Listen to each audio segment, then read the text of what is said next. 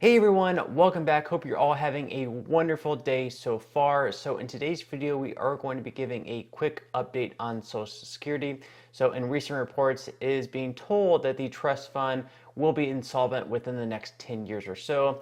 At that point in time, there would be a 20% cut in your benefits, which for the person who receives an $1,800 check, that would mean a benefit cut of around $360 per month, which yes is pretty significant. So recently there have been some talks in the Senate among bipartisan talks at least between Democrats and Republicans trying to figure out a solution to shore up the Social Security Trust Fund so we do not see that 20% benefit cut within the next 10 years. Well, one of the talks would actually lead to a possible benefit cut of 50% for some people. So this is very, very alarming. And I wanted to go ahead and make this video today to get this information sort of out there. And I'm going to be explaining why there could be a benefit cut of 50%, which could lead to a benefit cut of around $900, possibly more for some people. So let's go ahead and dive right into this for today. So this article is first from The Hill. A Senate group wades into tough talks on Social Security. So a bipartisan group of senators is treading carefully into the politically difficult discussion of making changes to Social Security to extend its solvency. Senators from both parties who have been involved in the talks are tight-lipped when it comes to revealing details. The reports have begun to surface of discussions of potential changes to the age threshold for retirement and raising the taxable wage cap. It's unclear exactly how many senators are involved in the talks, though Senator John Cornyn said about 5 to 6 senators have been attending briefings routinely, including Senators Angus King, Bill Cassidy, and Mitt Romney. So basically right now there have been talks about they're trying to raise the debt ceiling. The Republicans are saying that we're not going to raise the debt ceiling until we have a lot of spending cuts. Now Social Security and Medicare are off the table as far as those cuts go, but it's unclear what programs exactly they are going to cut to meet these demands. So they go on to say, but there are voices in both parties who think that changes do need to be made to Social Security to extend its life separately from the debt limit fight. A report released by the Congressional Budget Office earlier this month warned that the Social Security Trust Fund could run out of money by 2032, a year earlier than previously expected, without changes to existing policies. The development puts the exhaustion date within a 10-year window, the first time experts say that's happened in decades, prompting fresh uneasiness among lawmakers. But changes to the program are a tough lift, especially in a Congress where one party leads each chamber. So we have Republicans in the majority in the House, Democrats in the majority in the Senate. So in order to clear a bill both through the House and through the Senate to get to President Biden's desk to sign into law, both parties need to work together. They need to come up with something bipartisan. One idea that has piqued interest on both sides of the aisle is to create a new sovereign wealth fund to help finance Social Security. While senators say the overall plan is yet to be finalized, sources familiar with the proposal told Semaphore that the fund could involve more than $1 trillion in seed money to help finance investments. So this article here is from the Business Insider. They go further in depth with what this sovereign wealth fund would include and how it could potentially help shore up Social Security. But a group of bipartisan lawmakers may have come up with a compromise in the form of a new sovereign wealth fund, something that the United States does not currently have at the federal level. SWFs are typically investment funds owned by the government, according to the Federal Reserve. In this case, such investments would be used to fund Social Security payments. So if these investments perform especially well, this could help shore up the Social Security Trust Fund. However, if it performs poorly, obviously we would need to have other type of solutions. So they also, suggesting other types of solutions to make sure that the Social Security Trust Fund runs a bit longer. And this is where we run into negative territory, where we could actually see big benefit cuts of up to 50% or, $900 or more for certain people. So that's according to Semaphore's Joseph Zelbas-Roig, who reported this week that a group of senators led by Senator Angus King, an independent from Maine, and Senator Bill Cassidy, a Republican from Louisiana, is considering a SWF to fund Social Security.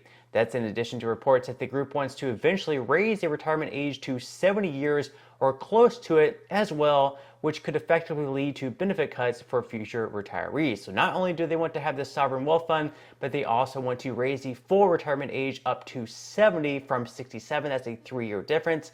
Remember, back in the 1980s, they raised the full retirement age from 65 up to 67. So that obviously led to a lot of cuts. If you took your retirement early at the age of 62, you're receiving a good amount of benefit cut. If they were to raise it to 70, it's going to be even more, and I'm going to get into that in just a moment. So given that the potential of such a fund depends on its stock market success, Zabalis-Roy reported that senators are amenable to an increase in the payroll tax rate and the amount of income subject to those taxes if the fund's return falls short of expectations. Semaphore reported that a federal SWF would potentially receive an initial investment of $1.5 trillion or more if that initial influx of cash doesn't see at least an 8% return. The plan would allow raising the maximum taxable income and payroll tax rate ceilings. The current system taxes workers' first $160,200 in earnings, and many Democrats have called for changing that cap. Senators Bernie Sanders, Elizabeth Warren, and other Democrats have championed lifting the cap, with incomes over $250,000 being subjected to payroll taxes. Warren and Sanders reintroduced that legislation this month.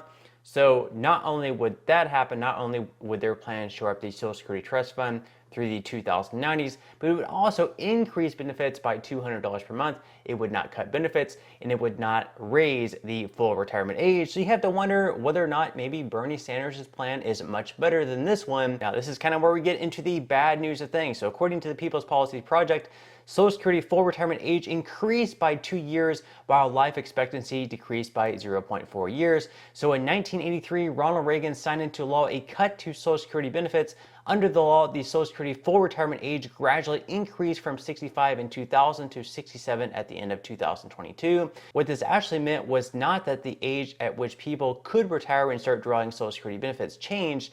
That remained at 62. Instead, by raising what's called the full retirement age by 2 years, the law effectively cut benefit levels across the board, regardless of the age that any particular individual began claiming Social Security benefits. The result is that those retiring at 62 today face a 50% greater penalty for retiring before the change than they would have before 2000. Now, over the same period during which the 1983 law forced the retirement age from 65 to 67, life expectancy in the U.S. actually declined. So in 2000, U.S. life expectancy was 76.8 years.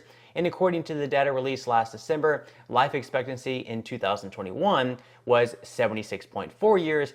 This was the second consecutive year of significant life expectancy decline. So during the same period that the full retirement age increased from 65 up to 67, life expectancy actually decreased. So if we were to raise the full retirement age from 67 to 70, and we only have a life expectancy of anywhere between 76 to 78, that means that if you retire fully at 70, you're only going to have around 6 to 8 years of receiving these benefits, which you have to wonder if that's really not going to be enough. And studies actually show that people usually take these benefits early at the age of 62. So if you take these benefits at the age of 62 as opposed to 70, you're actually going to be receiving a 50% cut in your benefits. Now, if your benefit is the average of $1,800 as it is today, 50% cut from that, if you take them early at the age of 62, you're only going to be receiving $900 per month. Now tell me how you're going to get by on just $900 per month. It's not going to happen. So as you can see here, like I mentioned, the studies do show that people generally take the benefits early at the age of 62.